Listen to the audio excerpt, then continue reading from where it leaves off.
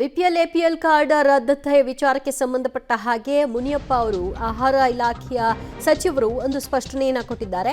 ಯಾರೂ ಹೆದರುವ ಅವಶ್ಯಕತೆ ಇಲ್ಲ, ಅರ್ಹರಿದ್ರೆ ಕಾರ್ಡ್ ಸಿಗುತ್ತೆ, ನಮ್ಮಲ್ಲಿ ಸಾಕಷ್ಟು ಅನುದಾನ ಇದೆ, ಎಲ್ಲವೂ ಸರಿಯಾಗಿದೆ ಅಂತ ಮುನಿಯಪ್ಪ ಅವರು ಈಗ ಆಗಿರುವಂತಹ ಗೊಂದಲಗಳ ಸಂಬಂಧಿತವಾಗಿ ಮಾತನಾಡ್ತಾ ಏನೂ ಗೊಂದಲಗಳು ಆಗಿಲ್ಲ ಅನ್ನೋ ಧಾಟಿಯಲ್ಲೇ ಮಾತನಾಡಿದ್ದಾರೆ.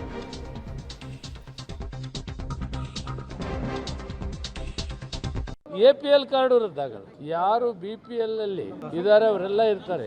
ಯಾರು BPL ಗೆ ಅರ್ಹರಲ್ವೋ ಅವರು APL ಅಲ್ಲಿ ಇರ್ತಾರೆ.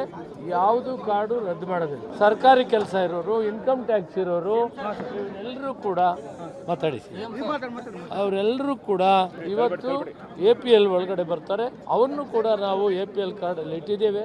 ಯಾವ ತರವಾದ ಅದಷ್ಟು ಮಾಹಿತಿ ಕೊಡ್ತಾರೆ ನಮ್ಮ ಪ್ರತಿನಿಧಿ ಸುಕೇಶ. ಇಲ್ಲಿ ರದ್ದತಿ ಬಗ್ಗೆ ಯಾರು ಮಾತನಾಡ್ತಾ ಇಲ್ಲ, ಆದರೆ BPL ಕಾರ್ಡ್ನ ಅರ್ಹರಿಗೂ ಕೂಡ ಹೆಸರು ಕೈ ಬಿಡ್ತಾ ಇರೋದೇ ಹಲವರಿಗೆ ಗೊಂದಲ ಆಗ್ತಾ ಇರೋದು. ಅದನ್ನ ಹೇಗೆ ಸರಿಪಡಿಸ್ತಾರೆ, ಎಷ್ಟು ದಿನಗಳೊಳಗಾಗಿ ಸರಿಪಡಿಸ್ತಾರಂತೆ? ದಿವ್ಯಜ್ಯೋತಿ, ಈ ವಿಚಾರವಾಗಿ ಇವತ್ತು ಮುಖ್ಯಮಂತ್ರಿಗಳು, ಉಪಮುಖ್ಯಮಂತ್ರಿಗಳು ಮತ್ತು ಆಹಾರ ಮತ್ತು ನಾಗರಿಕ ಸರಬರಾಜು ಸಚಿವರು ಕೂಡ ಆಗಿರ್ತಕ್ಕಂಥ ಮುನಿಯಪ್ಪ ಅವರು ಕೂಡ ಇವತ್ತು ಮಾತನಾಡಿದ್ದಾರೆ. ಅಂದರೆ ಎಲ್ಲೊಂದು ರೀತಿಯಲ್ಲಿ BPL ಕಾರ್ಡ್ನ ಪರಿಷ್ಕರಣೆಗೆ ಮುಂದಾಗಿರುವಂಥದ್ದು ಅಥವಾ ಸಾಕಷ್ಟು ಹೆಸರುಗಳನ್ನ ಕೈ ಬಿಟ್ಟಿರುವಂಥದ್ದು ಒಂದು ರೀತಿಯ ಗೊಂದಲ ಮತ್ತು ವಿವಾದಕ್ಕೆ ಕಾರಣವಾಯಿತು. ಅದು ಸರ್ಕಾರದ ಪಾಡಿಗೆ ನೆಗೆಟಿವ್ ಆಗಬಾರ್ದು ಅನ್ನೋಂಥ ಕಾರಣಕ್ಕಾಗಿ ಅದನ್ನು ಸರಿಪಡಿಸಲಿಕ್ಕೆ ಮುಂದಾದಂತ ಕಾಣಿಸ್ತಾ ಇದೆ. ಇನ್ನೊಂದು 20 ದಿನದೊಳಗಾಗಿ ಎಲ್ಲವನ್ನು ಸರಿಪಡಿಸ್ತೀವಿ ಅನ್ನೋ ಮಾತನ್ನು ಸಚಿವರು ಕೂಡ ಹೇಳಿದ್ದಾರೆ. ಅಂದರೆ BPLನಲ್ಲಿ ಅರ್ಹತೆಗೆ ಮೀರಿದಂಥವರು ಸಾಕಷ್ಟು ಜನ ಪಡೆದುಕೊಂಡಿದ್ರು BPL ಕಾರ್ಡ್, ಅದನ್ನು ಪರಿಸಪಡಿಸಬೇಕು. ಆದರೆ ಯಾವುದೇ ಕಾರಣಕ್ಕೂ ಎಲ್ಲ ಕಾರ್ಡು ಅನ್ನುವಂಥದ್ದು ರದ್ದಾಗಲ್ಲ.